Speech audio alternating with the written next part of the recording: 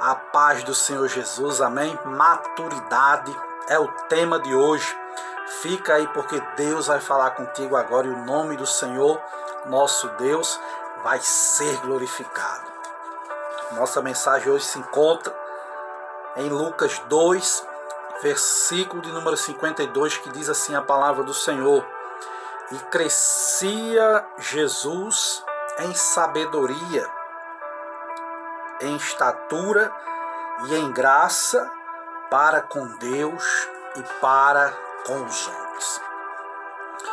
Existe uma frase que diz que um dos aspectos da maturidade é a capacidade intensa de discernir. Quando falamos que alguém atingiu um nível de maturidade intelectual, moral, espiritual, emocional, entre outras possibilidades, estamos dizendo que tal pessoa alcançou um nível lúcido de discernimento. Não mais se deixando levar por impulsos, tornando-se alguém consciente e responsável por suas próprias escolhas.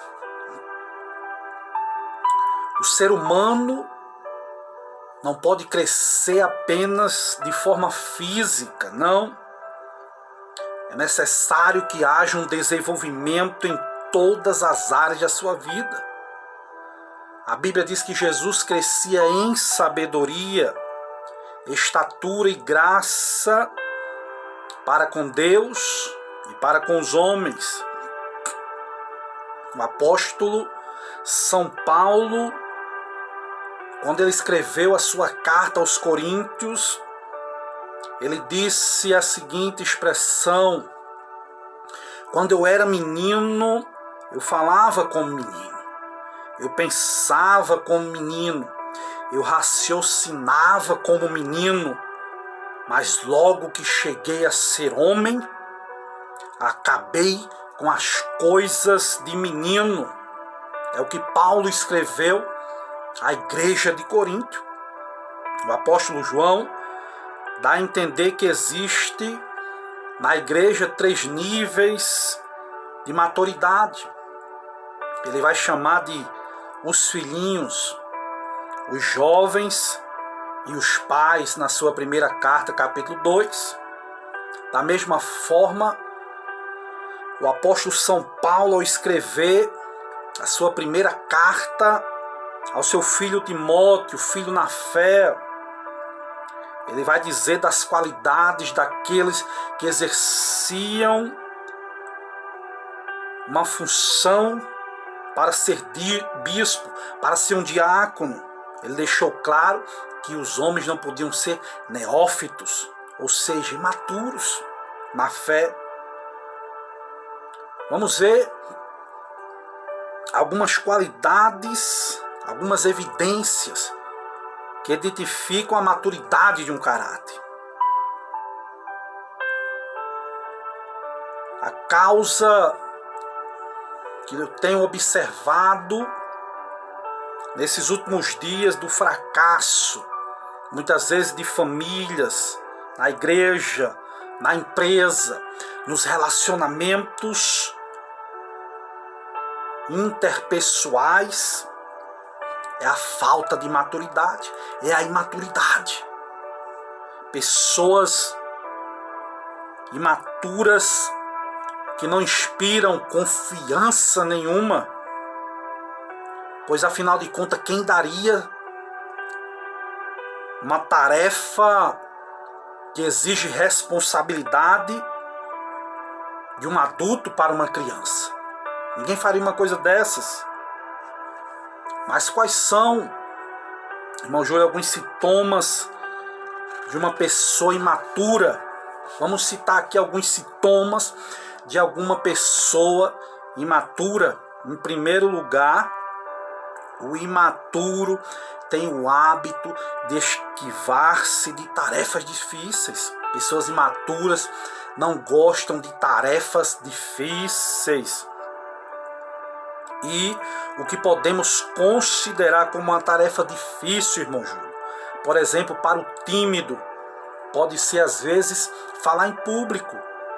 Para o inseguro, quem sabe, pode ser um desafio de fazer um concurso para entrar numa empresa multinacional.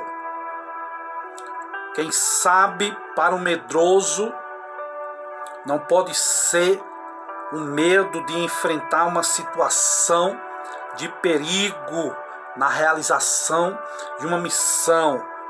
O imaturo, por exemplo, tem um hábito de esquivar-se de muitas coisas, de muitas missões.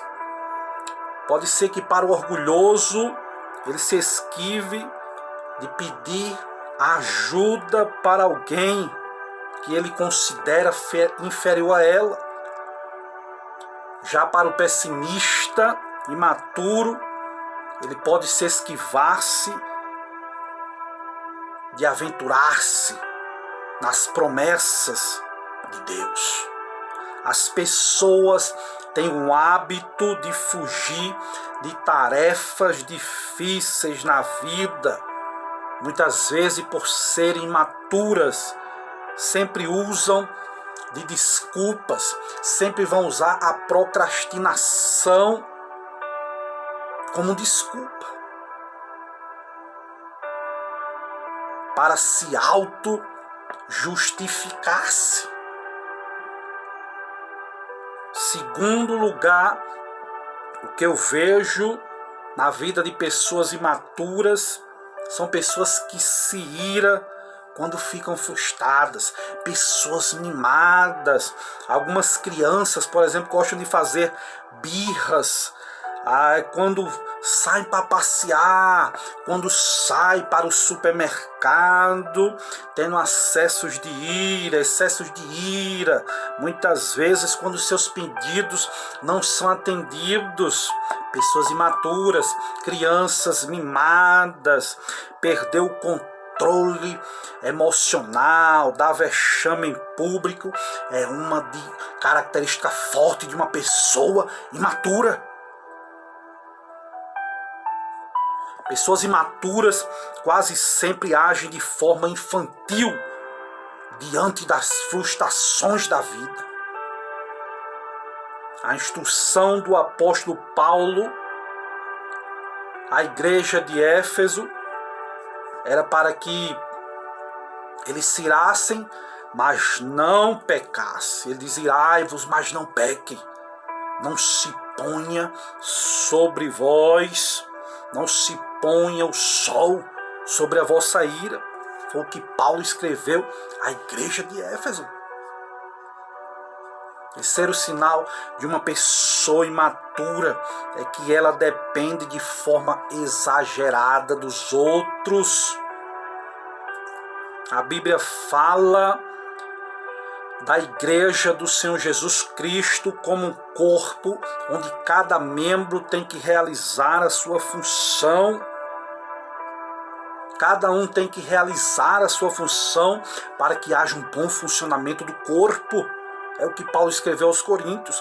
O cristão precisa assumir a responsabilidade da sua existência.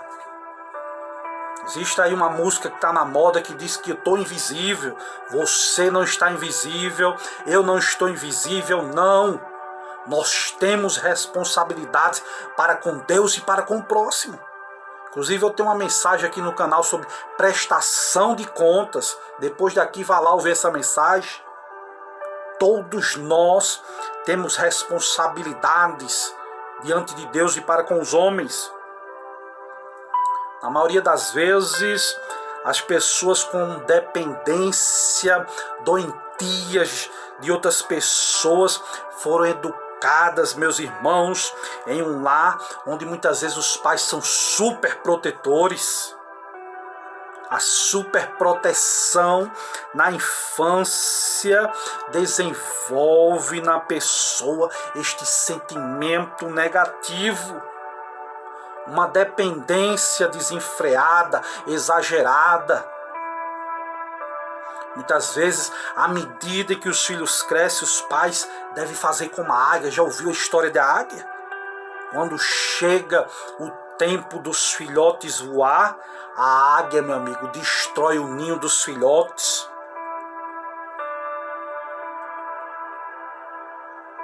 Isso faz parte do processo de treinamento. Jogar os filhotes do alto dos penhascos, para que estes aprendam a voar.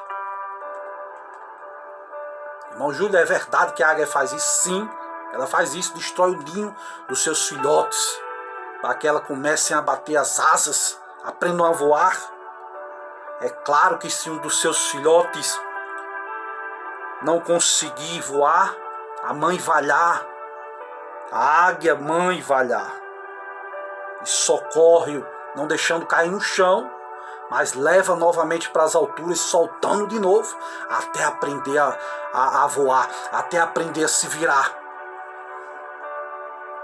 Há um pensamento muito forte que diz: dê um peixe ao homem e o alimentarás por um dia, mas o ensine-o a pescar e o alimentarás pelo resto da sua vida. Maturidade cristã. Nagashobia narrassuri me canta labracai. Quarta característica de uma pessoa imatura é que ela se recusa a enfrentar a realidade. Há pessoas que preferem enganar-se a si mesma, sempre fugindo da realidade, de encarar os problemas. Muitas vezes pais que querem fingir que seus filhos não estão nas drogas. Muitas vezes cônjuges que preferem iludir a sua mente e achar que não está sendo traído pelo seu cônjuge. Muitas vezes é o doente que prefere achar que seu problema não é tudo aquilo que o médico disse. Lembre-se que a pior pessoa para falar ao seu respeito é você mesmo. Os imaturos preferem enganar a si mesmo, não reconhecendo a sua própria realidade. A quinta característica de uma pessoa imatura: ela não se mostra coerente na sua conduta. A incoerência entre o que ela diz e o que ela vive é uma característica forte de um cristão imaturo. No primeiro versículo de Atos dos Apóstolos, Lucas fala sobre a coerência de Jesus, escrevendo a seguinte expressão: fiz o meu primeiro tratado, ó Teófilo, acerca de tudo que Jesus começou, não só a fazer, mas também a ensinar. Jesus não era incoerente, não. Ele ensinava o que fazia e fazia o que ensinava. Cristãos imaturos são capazes de viver tudo aquilo que verbalizam sobre o Evangelho de Cristo,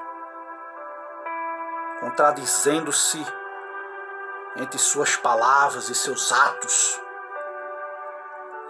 O cristão imaturo é uma pessoa muitas vezes invejosa, egoísta. A inveja e o egoísmo são sentimentos comuns na vida de crianças. O dicionário prático da nossa língua portuguesa define inveja como um desgosto, ódio, pesar pela prosperidade ou alegria de outra pessoa. Imaturidade. Este era o sentimento que dominava o coração do irmão mais velho do filho pródigo. Sentimento este que existe muitas vezes na vida de cada pessoa, mas de forma acentuada pode ser visto em pessoas imaturas, que como crianças não sabem dominar, não sabem se submeter ao Espírito Santo de Deus. A Bíblia, meus irmãos, trata a inveja como um sentimento autodestrutivo.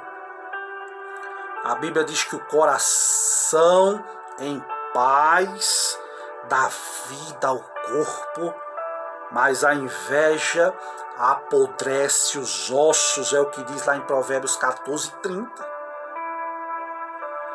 E o que é egoísmo?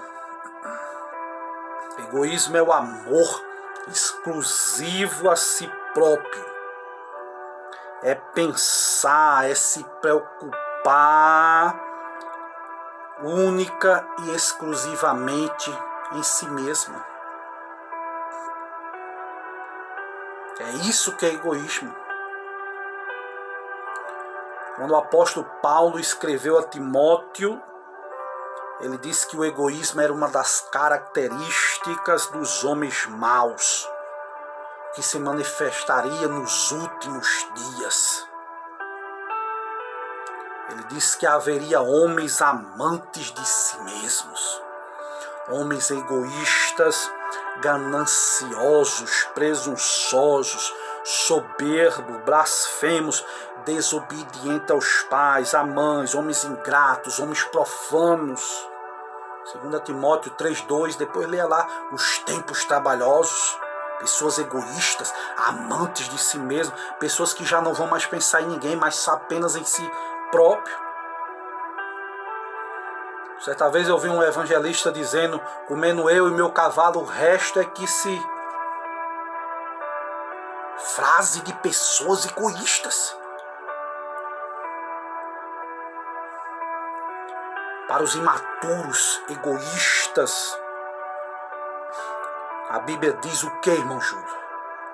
O amor de Cristo nos constrange, julgando nós assim, que um morreu por todos, logo todos morreram.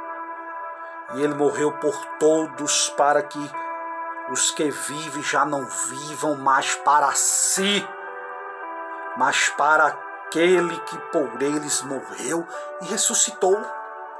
Este é o Evangelho Bíblico. 2 Coríntios 5:15, depois lê lá. Já não vivo mais eu, mas Cristo vive em mim. É o que a Bíblia diz. Renunciar a si mesmo, tomar a sua cruz, seguir a Cristo. O que é que a Bíblia diz? Morrer é lucro aqui na terra e viver é Cristo. Mas está entrando muitas coisas dentro das igrejas. É um amor próprio desenfreado. Agora, meu Deus, é o renascimento de Narciso. Já viu a mitologia de Narciso? Que se endeusava olhando as águas até que caiu e não sabia nadar e morreu afogado. Nas próprias águas, endeusando-se a si mesmo. Ali a história de Narciso. E aí tem certas frases soltas que muitas vezes as pessoas pegam e colocam entre as aspas e acham isso belo, maravilhoso. Precisamos voltar a ler a palavra de Deus. Poderíamos falar de Paulo. Quando profetizaram, Paulo, não vá para Jerusalém não, que lá vão amarrá-lo, lá você vai ser preso. Foi que Paulo disse, o que é que vocês estão fazendo, me entristecendo o meu coração? Eu estou pronto não só a sofrer por Jesus, mas até morrer por Ele. Paulo era um homem que carregava consigo as cicatrizes, as marcas do Evangelho de Cristo. Uma pessoa imatura tem um hábito, tem a mania de vã se gloriar. O que é vanglória, irmão Júlio? Pesquisei aqui o que é vanglória. Vanglória é uma presunção mal fundada. Vanglória, meu querido, é uma basófia. Vanglória, meu querido, é uma jactância, uma vaidade. Isso é vanglória. As crianças, quando ganham uma competição, sempre diz: ah, eu sou bom, eu sou o melhor. Os cristãos imaturos tendem também a manifestar esse comportamento. Uma certa dose de presunção, de jactância, de vaidade. Mas a Bíblia diz: agora, porém, vocês se vangloriam das suas pretensões. Toda vanglória como essa é maligna. Lê lá em Tiago 4,16. Pessoas se vangloriando. Que nem o rei Herodes. Que nem Nabucodonosor. Que por não dar glória a Deus. Herodes foi comido de bicho. Nabucodonosor foi pastar com os animais. Por não passar a glória para o nosso Deus. Mas quais são as evidências da maturidade de caráter? Em primeiro lugar, senso de responsabilidade. A Bíblia diz que, aproximando-se o dia da morte de Davi, ele deu ordem a Salomão, seu filho, dizendo: eu já vou, meu filho, pelo caminho de toda a terra, mas se esforça e sê homem. 1 Reis, capítulo 1, versículo 2. Se esforça, Salomão. Seja homem. Tenha responsabilidade com aquilo que Deus te der, Salomão. Certo escritor disse que o senso de responsabilidade é o traço mais característico do ser humano. Ser homem é ser responsável, é responder por seus atos diante do tribunal da consciência e diante de Deus, cujo chamado a pessoa não pode ignorar. Negar a responsabilidade pessoal é rebaixar ao nível do infra-humano, é cair mudo ante a voz do Criador. Recentemente uma pessoa disse aí que acabou-se a liberdade de expressão, acabou-se a verdade absoluta. Que história é essa? Que a verdade absoluta nunca vai se acabar? Deus é absoluto, a Bíblia é absoluta, o Evangelho é absoluto. Forte é o relativismo que está sendo espalhado por aí. Querem acabar com a verdade absoluta, querem acabar com tudo. É a volta do epicurismo. Aquilo que te faz feliz, faz conforme a tua vontade. Meus irmãos, pelo amor do Senhor Jesus, qual a segunda evidência de uma pessoa madura? Flexibilidade. Mas irmão Júlio achava que flexibilidade é apenas para pessoas fracas. Não, flexibilidade é para pessoas maduras. Um escritor famoso chamado Júlio Schwantz afirmou que o pau podre não tem flexibilidade, porém o aço tem. Pessoas maduras são pessoas flexíveis, porque estão abertas às mudanças necessárias. E por isso se tornam maleáveis. A causa do fracasso de muitos líderes, empresários, pais, maridos, muitas vezes esposas, é a rigidez com que pensam e lidam com a situação. como Jesus conseguia ser flexível ao exercício do seu ministério. A Bíblia diz que o Verbo se fez carne e habitou entre nós e vimos a sua glória como a glória do unigênito, cheio de graça e de verdade. Se Jesus fosse um homem apenas cheio de verdade, não existiria flexibilidade em sua vida, não. Ele seria como os fariseus daquela época, seria rígido, impaciente, intolerante. Mas ele veio cheio de graça também, cheio de verdade.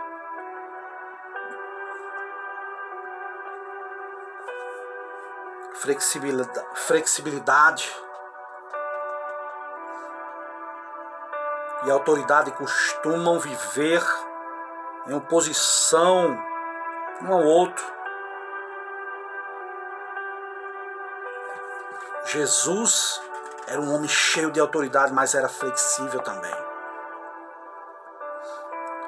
Os fariseus eram inflexíveis, não tinham flexibilidade. Eram apegados à letra da lei, exigiam uma condenação sem misericórdia da mulher que foi pega em adultério lá em João 8.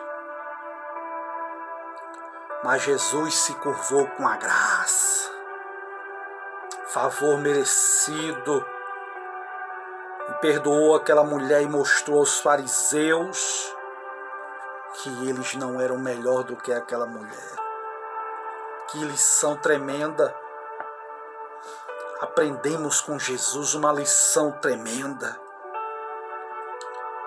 A verdade é que o sábio dá provas de sua maturidade usando flexibilidade. O forte dá provas de que é maduro quando se dispõe da sua arrogância. Já o santo demonstra-se maduro quando admite que errou. Quando admite que é um pecador, reconhece que é um santo pecador e vive sem fingimentos. O conforto é um dos mais sutis inimigos do crescimento, do sucesso na vida do cristão. Muitas vezes as pessoas que fogem da dor da disciplina amanhã vão chorar com a dor do arrependimento. Vemos os atletas, por exemplo, que alcançam o lugar mais alto no pódio de uma Olimpíada, são os que mais suportam desconforto, conveniência, dor, lágrimas, suor. Ninguém atinge a estatura moral dos heróis se não se colocar acima do conforto. Tem que haver desconforto.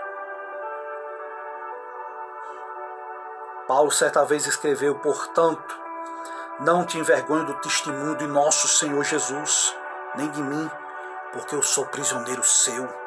Antes participa comigo das aflições do Evangelho, segundo o poder de Deus. Aleluia! O homem verdadeiramente grande demonstra maturidade de caráter e se dispõe a trabalhar por um ideal, sem uma busca desenfreada por recompensa. Não!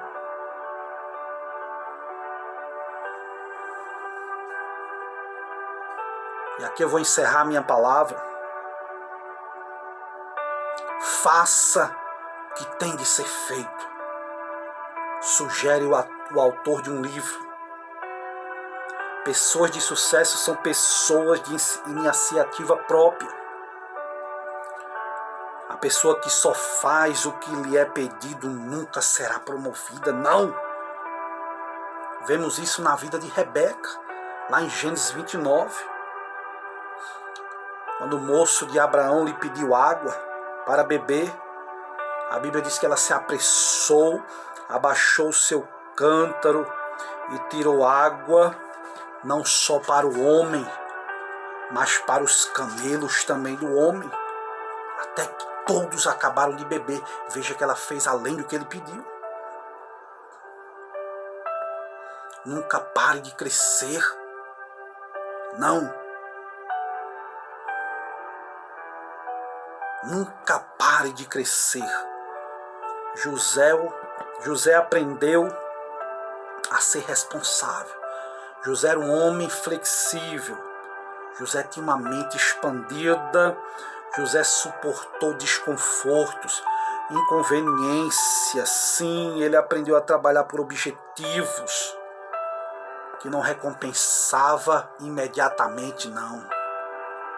13 anos de prova, mas desenvolveu um hábito incrível de fazer mais do que o dever lhe impunha. A maturidade é um dos frutos, muitas vezes, de experiências cotidianas, especialmente quando anelamos aprender com elas. José foi um homem que teve grandes experiências com Deus. Perseguições dentro da sua própria família. Experiência de ser um filho amado. Calúnia levantada pela esposa de Potifar.